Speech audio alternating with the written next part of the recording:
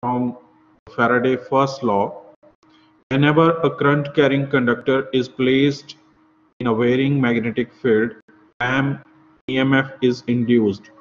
If the conductor circuit is closed, current will be induced. Okay, so as you can see in this circuit, this is a closed circuit. So here we are placing these wires. Okay, so this is a current carrying conductor. This is a conductor. It is placed in a varying magnetic field. This is a magnetic field produced right here. Okay, when you pass current right in these wires, this magnetic field will be induced right here. Okay, so there are some magnetic field induced across these wires.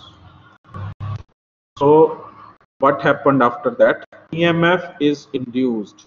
Okay, so this, due to these magnetic field, here EMF will be induced. Okay, so if a conductor circuit is closed, current will be induced. Okay, so in the second law, the induced EMF is equal to the rate of change of the flux linkage.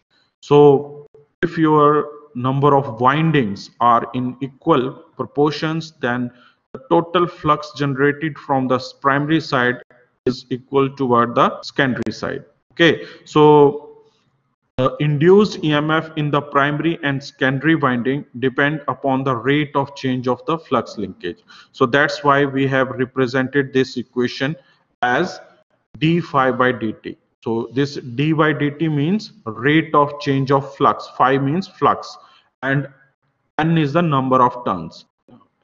Connections, like we can connect using L shape. Okay, here is the L shape, and we have to place our metal plates or conductors in this shape. Okay, so this is 2L shape, and when you connect these 2L shape, it form a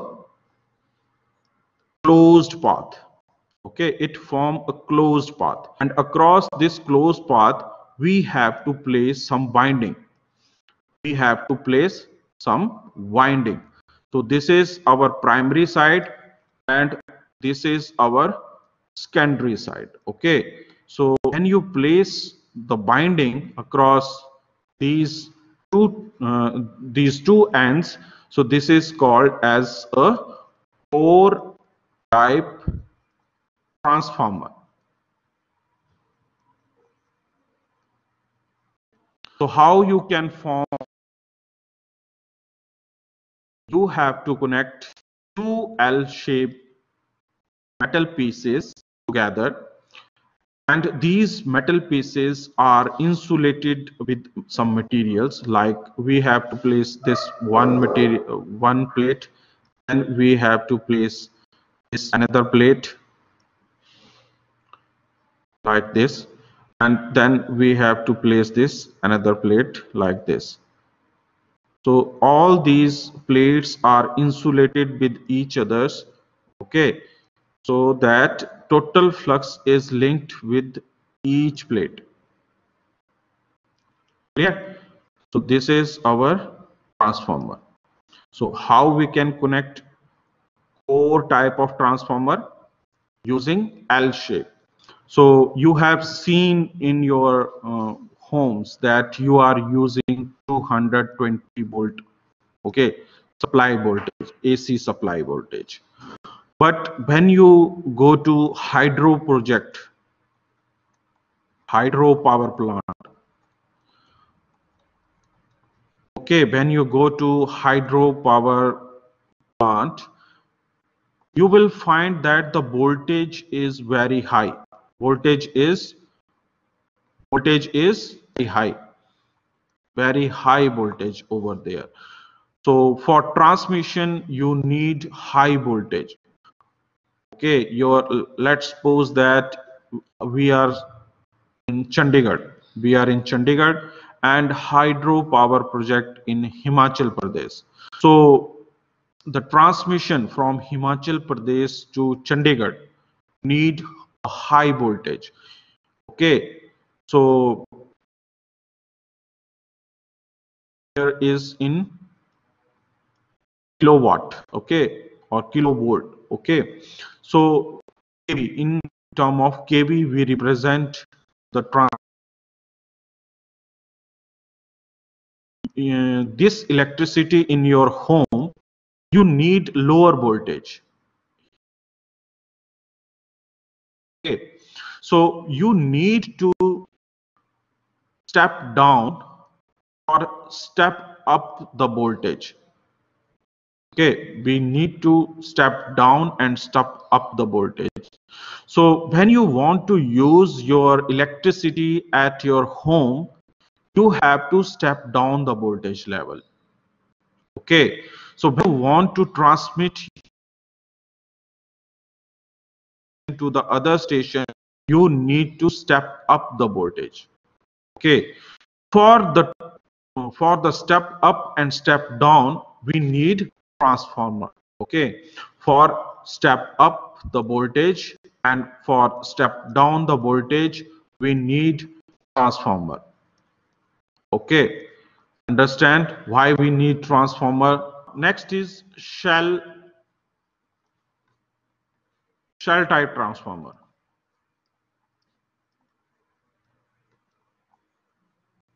What is shell type transformer? So this shell type transformer can be formed using E and I shapes. So this is E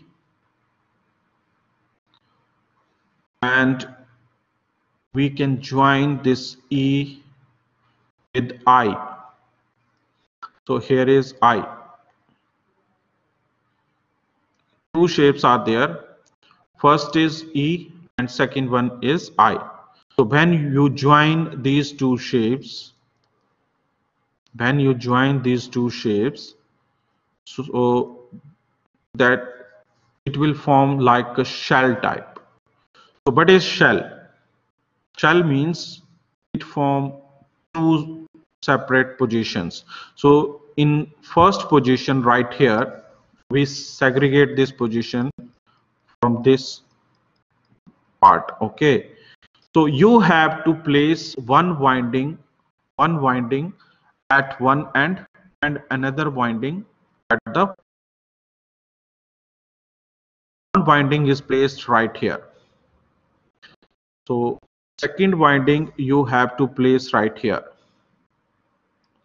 Okay, so how to form the connections for this shell type? There is one connection right here. Okay, and another connection is right here, and we have to formulate these connections from these points. So this is called a primary side. This is called a primary side, and this is called a secondary side. As we can see right here, here is the voltage. We can consider it as E1. Here is the number of turn. We can consider this as N1.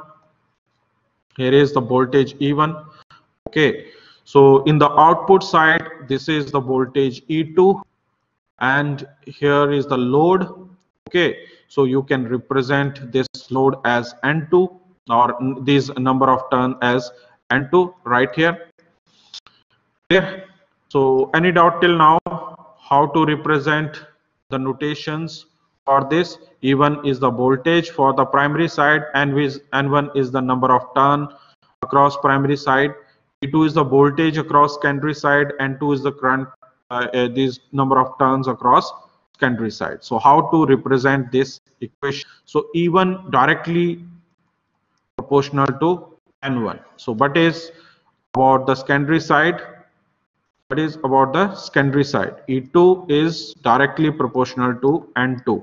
Okay, so there are two cases. In yesterday's lecture I have explained you that N2 is greater than N1, then what happen? When N2 is less than N1, what happen? When N2 is greater, then it is step up. N2 is less than, it is step down. Okay,